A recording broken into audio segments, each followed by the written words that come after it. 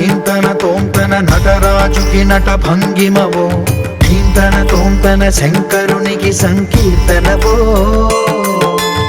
ఈశ్వరుడే అనునిత్యం తనలో తలచుకునే ఓంకారమువో, శివ హృదయం కరిగించే ఆ పంచాక్షరివో. నీ మదిలో మహదేవుడినే కొలువుంచగా కైలాసమువో, అతని పాదము చందన వెలిగే హారతివో.